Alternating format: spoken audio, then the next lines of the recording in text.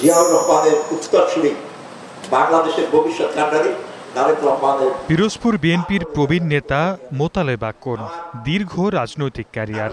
জীবন সায়াহ্নে এসে তার ইচ্ছে ছিল তারেক রহমানের সঙ্গে সাক্ষাতের। অবশেষে সোমবার পূরণ হলো সেই স্বপ্ন, অবসান হলো দীর্ঘ প্রতীক্ষার। মরহুম রাষ্ট্রপতি জিয়াউর রহমান সাহেবের শাহাদাতের 13 দিন আগে আমার সাথে ওনার সাক্ষাৎ হয় এবং উনি স্পিডবোট থেকে যখন মঞ্চে আসেন তখন ওনার হাত ধরে আমি মঞ্চে নিয়ে আসছিলাম। এটা আমার জীবনের সবচেয়ে বড় স্মৃতি। বিকেলে আমরা বিএনপি পরিবারের উদ্যোগে সদর উপজেলার মূল গ্রামে আয়োজন করা হয় অনুষ্ঠানের। এতে ভার্চুয়ালি যোগ দেন তারেক রহমান। শুরুতেই মোতালেব আকনের রাজনৈতিক সংগ্রামের ইতিহাস তুলে ধরেন তিনি। তারেক রহমান বলেন, বিএনপি বহুদলীয় গণতন্ত্রে বিশ্বাসী।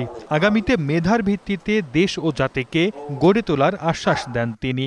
রাজনৈতিক মতপার্থক্য থাকতেই পারে, কিন্তু তার জন্য একজন মানুষকে শারীরিকভাবে আঘাত করতে যাতে না হয়, আঘাতপ্রাপ্ত যাতে না হন, এটাই হোক আমাদের বাংলাদেশের আগামী দিনের রাজনীতি। মেধা এক একজনের এক এক রকম হয়।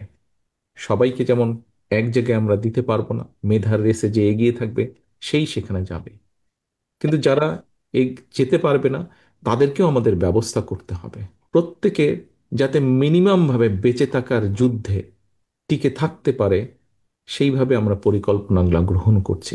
যেহেতু তারেক রহমান বলেন, চিকিৎসা, কৃষিখাতের পাশাপাশি পিছিয়ে পড়া নারীদের জীবনমান উন্নয়নে নানা ভাবনা আছে বিএনপির। ধীরে ধীরে সেই পরিকল্পনাগুলো বাস্তবায়নের আশ্বাস দেন তিনি। বাংলাদেশের গ্রামে গঞ্জে লক্ষ কোটি মা বোনেরা, তাদেরকে কিভাবে আরেকটু স্বাবলম্বী করে গড়ে তোলা যায়, তাদেরকে কিভাবে আরেকটু অর্থনৈতিকভাবে শিক্ষার আলোকে গড়ে তোলা যায়, সেই পরিকল্পনা আমরা গ্রহণ করছি।